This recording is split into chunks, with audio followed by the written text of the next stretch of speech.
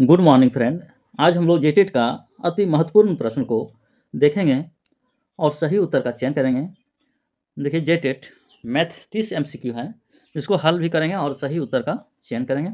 चलिए बिना देर किए प्रश्न की ओर बढ़ते हैं। पहला प्रश्न है, किसी संख्या में 25 जोड़ने पर परिणाम 4 के सबसे छोटे गुणज का एक अधिक है, वह संख्या कौन सी है?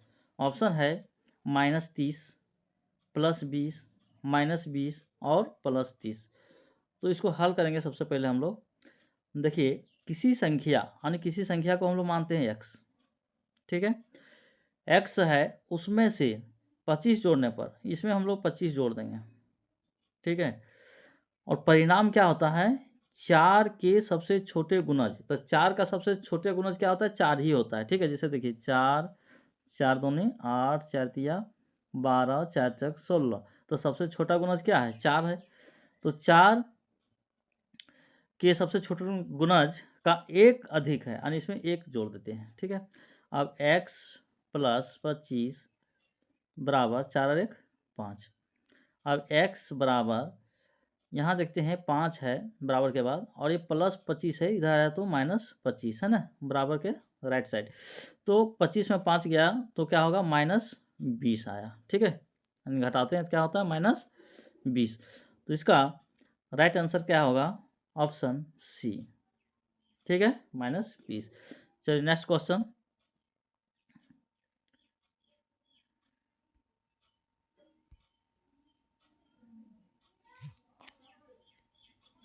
दो 2.75 को भिन्न में सरल रूप में कैसे लिखेंगे, ठीक है। तो देखते हैं, 2.75 है, दशमलव अगर हटाते हैं तो क्या हो जाएगा? 75 है नहीं, यानी 275। और दशमलव के बाद 2 अंक है तो एक पर डबल जीरो होगा, ठीक है। अब इसको क्या करते हैं हम लोग? डिवाइड करते हैं अगर 5 से दोनों को, ठीक है। 5 से भागा लगाते हैं तो देखिए 5 से इसको कैंसिल करते हैं, भागा लगाते हैं, कितना हो गया? 20, ठीक है। 20 बचे 100। इसको भी 5 से अगर हम लोग डिवाइड करते हैं इसको तो कितना बार में काटता है? देखिए 5 बचे 25, और फिर यहाँ बच गया 2, यहाँ 7 है तो 2 बच गया, तो फिर 2 पर 5 25, यानी 5 बचे 25, यानी कितना हो गया? 55।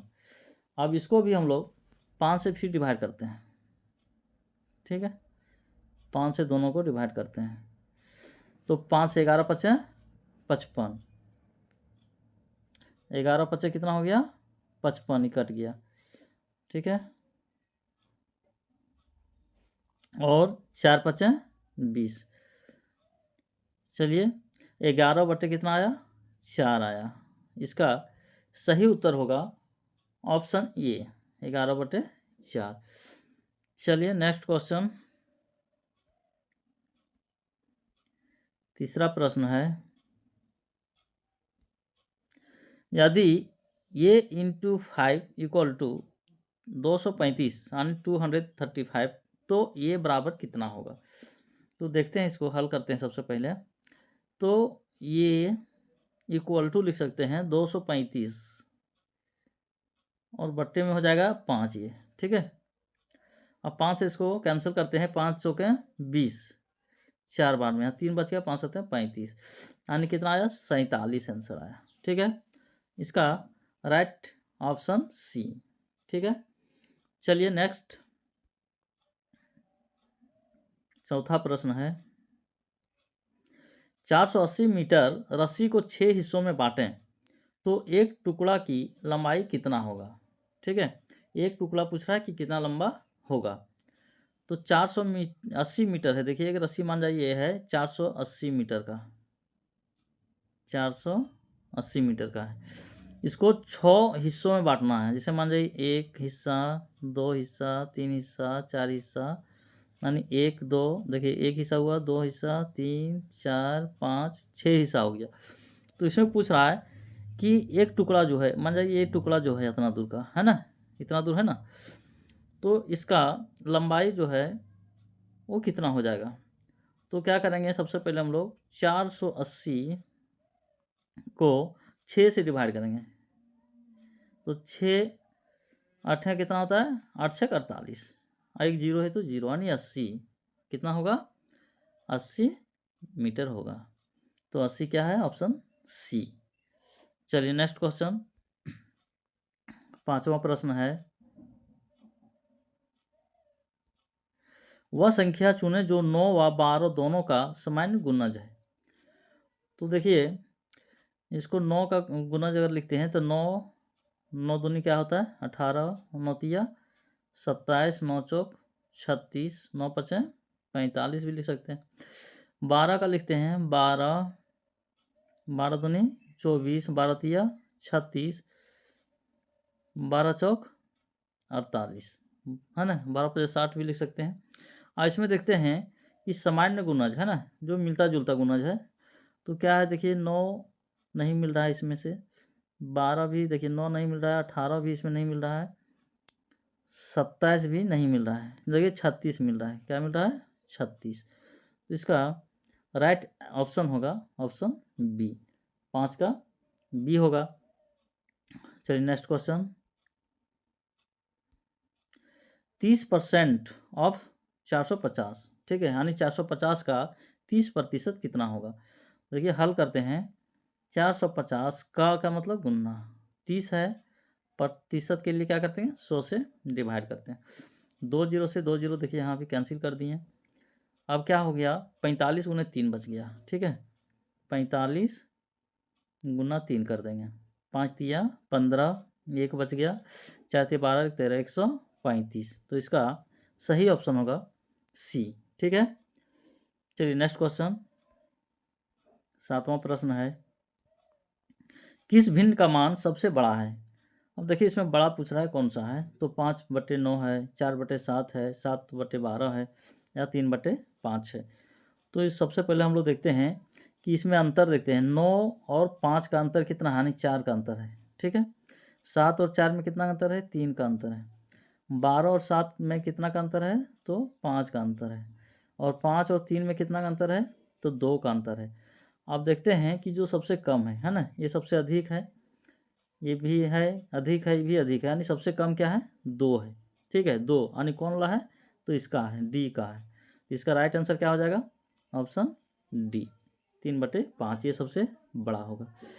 चलिए नेक्स्ट क्वेश्चन, 8वां प्रश्न है, एक बस 60 किलोमीटर प्रति घंटा की रफ्तार से चलती है, 2 घंटे 45 मिनट में कितनी दूरी तय करेगी? देखते हैं, ऑप्शन भी देखते हैं, 150, 160, 165, 180।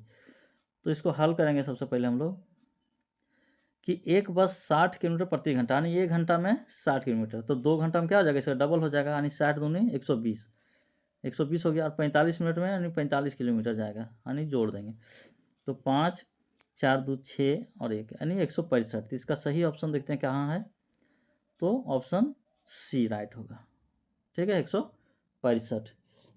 चलिए नेक्स्ट क्वेश्चन, 0.125 का भिन्न रूप, इसका भिन्न रूप देखते हैं क्या होगा। तो 0.125 दशमलव हटाएंगे तो क्या लिख सकते हैं हम लोग? 125 बट्टे दशमलव के बाद कितना अंक है? 3 अंक है, 1 2 3, है ना। तो क्या करेंगे? 1 पर 3 जीरो होगा, ठीक है। अब क्या करते हैं, इसको डिवाइड करते हैं, अगर 25 से, इसको भी 25 से डिवाइड करते हैं, तो 25 से अगर 125 को डिवाइड काटते हैं, कितना बार कटेगा? 5, 25 5 125, यानी 5 बार में, ठीक है। और 25 को 1000 से काटेंगे तो कितना बार में कटेगा? तो 25 चौके 100, 25 चौके 100, 1 जीरो बच गया तो 1 जीरो दे दिए, ठीक है। फिर 5 एका 5 और 8 5 40, यानी 1/8 आ रहा है। कितना आ रहा है? 1/8। देखते हैं सही आंसर कहाँ है, तो ऑप्शन सी, 9 का सी राइट आंसर। चलिए नेक्स्ट 10वां प्रश्न है, 1 से 50 तक की गिनती 1 से 50 तक कितनी सम संख्याएं हैं, ठीक है। 1 से 50 तक कितनी सम संख्याएं हैं? तो इसमें देखते हैं कि ऑप्शन ए है 20, 22, 24, 25। तो क्या आ जाएगा? 50 तक है तो उसका आधा यानी 25, तो इसका राइट ऑप्शन क्या होगा? ऑप्शन डी होगा, ठीक है। 50 का आधा 25 किए। चलिए 11वां प्रश्न है, एक संख्या का 3/4 भाग 27 है, वह संख्या क्या है? तो एक संख्या है, मानिए एक संख्या क्या है, x है, उसका 3/4, ठीक है, 3/4 भाग कितना है, 27 है, ठीक है। अब क्या करते हैं, 3 से इसको कैंसिल करते हैं, 3 9 27। अब ये 4 को 9 से गुना करेंगे, तो 4 × 9 बराबर कितना हो गया, 36। तो इस राइट आंसर क्या होगा, ऑप्शन बी। चलिए नेक्स्ट क्वेश्चन, 12वां प्रश्न है, 3 लगातार संख्याओं का योग 114 है, तो मध्य संख्या क्या है? ठीक है, इसको हम लोग हल करते हैं। 114 को 3 लगातार बोल रहा है, तो 3 से डिवाइड करते हैं, ठीक है। तो 3 से, 3 तिया 9, 3 बार में कटा, यहाँ 2 बच गया, 2 पर 4 24 हो गया, तो 3 8 24, तो 38 आया आंसर। तो देखते हैं ऑप्शन बी सही है ना, 12 का बी। चलिए 13 नंबर क्वेश्चन को देखते हैं। 13वां प्रश्न दिया गया है, एक आयत की लंबाई 25% बढ़ा दी जाए और चौड़ाई को 20% घटा दी जाए तो नया क्षेत्रफल होगा। क्या होगा कि बढ़ेगा, घटेगा, समान रहेगा या निर्धारित नहीं। तो इसका सही आंसर क्या होगा, तो ये है समान रहेगा। क्या रहेगा, समान, ऑप्शन सी सही होगा। क्यों, क्योंकि देखिए कहता है कि 25% बढ़ा देंगे तो 125 हो गया, इसमें कहता है 20% घटा देंगे तो 100 में अगर 20% घटाते हैं तो 80 बचता है। अब 125 को 80 से अगर मल्टीपल करते हैं, यानी क्षेत्रफल निकालते हैं, तो कितना होगा, 10,000 आता है, ठीक है। और अगर पहला जो है, अगर इसको 100 अगर मानते हैं और यहाँ भी 100 है, तो इसको भी मल्टीपल करेंगे तो कितना आएगा, तो 10,000 आएगा, ठीक है। तो इसका मतलब है कि दोनों बराबर होता है, ठीक है। तो ऑप्शन सी समान रहेगा, ठीक है। चलिए नेक्स्ट, 15 25 40 में माध्यिका क्या है? अपने दोस्तों के साथ भी शेयर कीजिए ताकि उनको भी लाभ मिल सके, और चैनल को सब्सक्राइब जरूर कीजिए ताकि आने वाली नोटिफिकेशन सबसे पहले आप तक पहुंचे। चलिए ये प्रश्न जो है, 15 25 40 इनमें माध्यिका है ना क्या है? तो क्या है, 15 है, 25 है, 40 है या 30 है? इसका सही आंसर क्या होगा, तो इसमें देखते हैं कि बीच मिडिल है ना, तो मिडिल क्या है, 25 है, यानी 15 40 है ना के बीच में क्या आता है, 25। तो इसका माध्यिका क्या हो जाएगा, ऑप्शन बी, ठीक है। चलिए नेक्स्ट क्वेश्चन, यदि दो संख्याओं का एलसीएम बराबर कितना है, 72 और एचसीएफ 6 है और एक संख्या 18 है, तो दूसरी संख्या क्या होगा? तो देखिए सिंपल है, इसका होता है एचसीएफ गुना एलसीएम है ना बराबर अंकों का गुणनफल, जो संख्या दिया गया, ठीक है। तो 72 गुने 6 लिख सकते हैं, और ये 18 जो दिया गया है उसको हम लोग डिवाइड करेंगे, ठीक है। तो 18 से कैंसिल करते हैं 72 को, तो 18 दूनी 36, 37 18 चौक 72, 4 बार में कैंसिल होगा, तो 4 गुने 6 बच गया, तो 4 छक 24 राइट आंसर, यानी ऑप्शन क्या होगा, ये होगा सही, ठीक है। चलिए नेक्स्ट 16वां प्रश्न है, किस कोण का माप न्यून कोण होता है?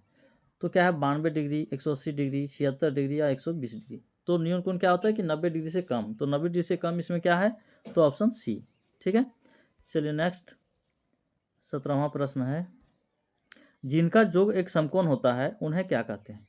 तो क्या कहते हैं, पूरक कोण, अवयव या सहपूरक कोण या समांतर कोण। तो इसका सही आंसर होगा पूरक कोण, यानी 90 डिग्री। समकोण कितना होता है, 90 डिग्री का होता है, ठीक है। तो पूरक कोण बोलते हैं। चलिए नेक्स्ट 18वां प्रश्न है, देखिए दोस्तों अपने मित्रों के साथ भी शेयर कीजिए ताकि उनको भी लाभ मिले, और चैनल को सब्सक्राइब ज़रूर कीजिएगा ताकि आने वाले वीडियो सबसे पहले आप तक पहुंचे। चलिए प्रश्न को देखते हैं, एक ठोस में कितने फलक होते हैं, या किस अवधारणा से संबंधित है? ये जो दिया गया है वो किस अवधारणा से संबंधित है? ऑप्शन है ज्यामिति, मापन, संख्या पद्धति या डेटा हैंडलिंग। तो इसका राइट आंसर होगा ऑप्शन ए। चलिए नेक्स्ट क्वेश्चन की ओर बढ़ते हैं। 19वां प्रश्न है, सफलता दर निकालने का सर्वोत्तम तरीका क्या है? ऑप्शन देखते हैं, जोड़, भाग, प्रतिशत या भिन्न। तो इसका सही उत्तर होगा ऑप्शन सी। चलिए नेक्स्ट क्वेश्चन, शिक्षक बच्चों की गलतियों को क्यों नोट करते हैं? ऑप्शन है, डांटने के लिए, सुधार के हेतु, रैंक देने के लिए, होमवर्क करवाने के लिए। इसका सही उत्तर होगा ऑप्शन बी, यानी सुधार हेतु। चलिए नेक्स्ट क्वेश्चन, 21वां प्रश्न है, किस कक्षा में बिना उधार के घटाव सिखाया जाता है? तो ऑप्शन है, कक्षा 1, कक्षा 2, कक्षा 3 या कक्षा 4। इसका सही उत्तर होगा ऑप्शन बी, यानी कक्षा 1 में क्या है, जोड़ सिखाया जाता है ज़्यादा करके, कक्षा 2 में ही घटाव। ठीक है, चलिए नेक्स्ट क्वेश्चन, गणित में अवधारणात्मक, है ना, अवधारणात्मक सीखने का, यहाँ थोड़ा गलत प्रिंट हो गया है, सीखने का अर्थ है ना, सीखने का अर्थ है होगा। ठीक है, यानी गणित में अवधारणात्मक सीखने का अर्थ है, क्या है, रटकर सीखना, समझकर सीखना, लिखकर सीखना या केवल याद करना। इसका सही उत्तर होगा ऑप्शन बी, समझकर सीखना। चलिए नेक्स्ट क्वेश्चन की ओर। 23वां प्रश्न है, प्राथमिक स्तर पर गणित सिखाने की सर्वोत्तम विधि है, क्या है, लेक्चर विधि, गतिविधि आधारित, रटने वाली या मौखिक आधारित। इसका सही उत्तर होगा ऑप्शन बी, गतिविधि आधारित। चलिए नेक्स्ट 24वां प्रश्न है, त्रुटि विश्लेषण का मूल उद्देश्य क्या है? तो बच्चों को डराना, गलती पकड़कर सुधारना, परीक्षा में फेल कराना या उनसे काम करवाना। तो सही उत्तर होगा ऑप्शन बी।